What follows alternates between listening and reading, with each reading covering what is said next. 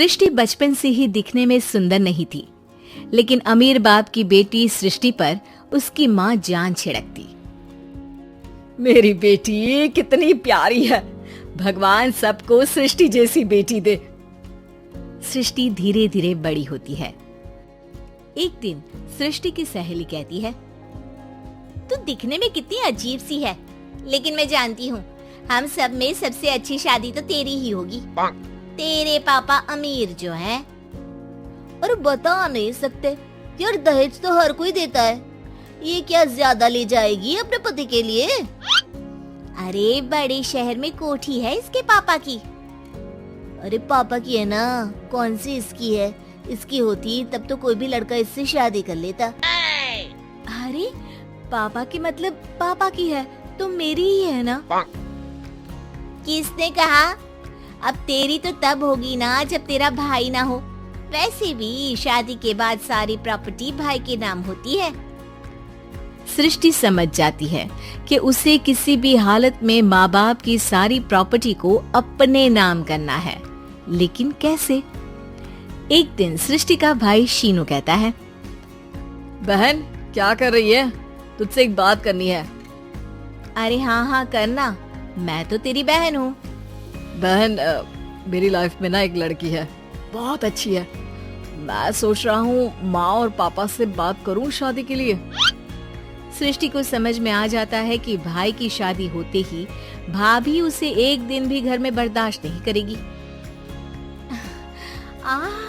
क्या बात है भाई, बताना कौन है वो? यार वो बहुत अच्छी लड़की है, पढ़ी लिखी है, मेरे साथ जॉब भी करती है। बस एक प्रॉब्लम है। हाँ प्रॉब्लम? क्या प्रॉब्लम है भाई? यार वो शादीशुदा है, लेकिन उसके पति ने उसे सिर्फ इसलिए छोड़ दिया क्योंकि उसके माँ बाप दहेज नहीं दे पाए। सृष्टि ये सुनकर न जाने क्यों खुश हो जाती है। अरे भाई तो क्या हुआ, लड़की तुझे तो पसंद है ना? शीनू को लगता है कि बहन उसे समझ रही है।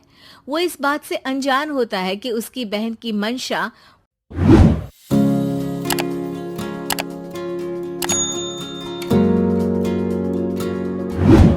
पूरा घर हड़पने की है। सृष्टि अपनी माँ से कहती है, मम्मी मुझे तो बहुत चिंता है। पता है शीनू क्या कर रहा है? अरे क्या कर रहा है? वो तो काम पर जाता है और वापस घर आता है। नहीं ना माँ, वो यही तो नहीं कर रहा, बाकी सब कर रहा है। आपको पता है उससे प्यार है, और वो भी एक शादीशुदा लड़की से। ये क्या हो गया? मैं सोसाइटी में क्या मुंह दिखाऊंगी? अरे तेरे पापा तो यही कहेंगे कि मैंने ही उसे बिगाड़ दिया है। माँ देखो, मेरी बात मानो, पापा पर भी विश्वास करने की जरूरत नहीं है। अब आप ही बताओ, पापा इतनी देर घर के बाहर रहते हैं क्यों? बोलो। अरे बेटा वो तो नौकरी करते हैं ना।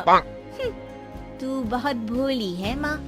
पापा का ऑफिस तो 7 बजे खत्म हो जाता है, लेकिन देखो कितनी देर से आते हैं। अरे नहीं बेटा, ऐसी कोई बात नहीं है। सृष्टि माँ को एक औरत से बात करते पिता की फोटो दिखाती है। देखो माँ कैसे हैं पापा। मैं ना कहती थी कि पापा सही नहीं है। मैं तेरे पापा से बात करूंगी, दे फोटो मुझे। ओ माँ, वो तो डिलीट हो गई। लेकिन चल, तूने तो देख लिया ना। पापा से बाद में बात कर लेना, और हाँ मेरा नाम बिल्कुल मत लेना। हाँ माँ।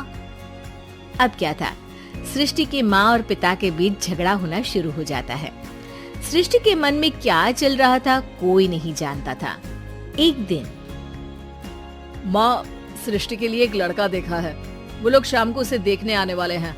और हाँ माँ, एक खुशखबरी, मैं और पापा मिलकर एक नया बिजनेस ट्राई कर रहे हैं। शाम को लड़का आता है, सांवले रंग का। सृष्टि को तो बिल्कुल भी पसंद नहीं आता। लड़की की माँ कहती है, लड़की का चेहरा तो कोई खास नहीं, लेकिन अगर मेरे बेटे को आप लोग सेटल कर दें तो मैं उसकी शादी आपकी बेटी से करवा दूं। सृष्टि को लड़का बिल्कुल पसंद नहीं था। उसे भाई पर गुस्सा आ जाता है। लड़के वालों के जाने के बाद कहती है, माँ देखा, शीनू मेरे लिए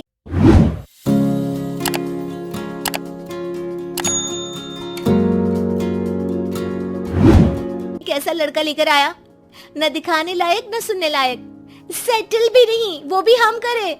अरे माँ, मैं जानती हूँ ये मेरी शादी किसी भी घर में क्यों करवाना चाहता है। अरे कैसी बात कर रही है बहन, तूने तो देखा ना, लड़के को मैंने ही मना कर दिया तुझसे शादी के लिए।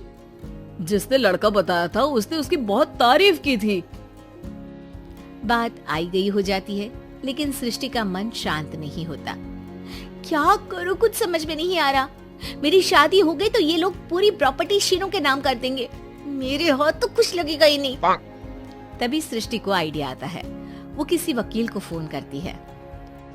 जी देखिए, अगर आपके मम्मी पापा का तलाक हो जाता है तो आपके पिता की आधी प्रॉपर्टी आपकी माँ के नाम हो जाएगी, फिर उसे वो किसी को भी दे सकती है। सृष्टि अब माँ को बेटे के खिलाफ भरती है। माँ, शीनू पर नजर रखा करो, वो जिस लड़की के प्यार में है ना, वो शादीशुदा है। यहाँ आएगी, सारा पैसा, रुपया, जमीन, जायदाद सब हड़प लेगी। पापा का भी हाल तुमसे छुपा नहीं है। ऐसा ना हो कि मैं और आप एक दिन सड़क पर भीख मांगे। हे भगवान, मैं तो जीते जी मर जाऊंगी अगर ऐसा हो गया तो। ऐसा हो गया नहीं माँ, ऐसा ही होगा। अभी समय है, आगे का सोच लो। मैं तो कहती हूँ पापा से आधी प्रॉपर्टी लेकर अलग हो जाओ। पापा की आधी प्रॉपर्टी भी हम लोगों को अगर मिल जाती है ना, तो अगले 7 जन्म सफल समझो। बेचारी माँ बेटी के कहने पर पति से तलाक लेकर अलग हो जाती है। सृष्टि अब पैसों से गाड़ी और अपने दूसरे महंगे शौक पूरे करने लगी। उसके दोस्त भी उसके पैसे इस्तेमाल करते। सृष्टि, कल तुम कहाँ थी? मैं सारा दिन घर पर अकेली थी। तो मैं क्या करूं? मैंने ठेका तो नहीं लिया है ना तुम्हें संभालने का। माँ को सृष्टि से ये उम्मीद नहीं थी। वो बैठकर रोने लगती है। वहीं उसका पति यानी कि सृष्टि के पिता आ जाते हैं। मैं जानता था कि तुम्हारा यही हाल होगा, तो आपने मुझे रोका क्यों नहीं? मैं रोकता तो तुम रुकती क्या? सृष्टि के कहने पर तुमने मुझ पर अपने बेटे पर शक किया, लेकिन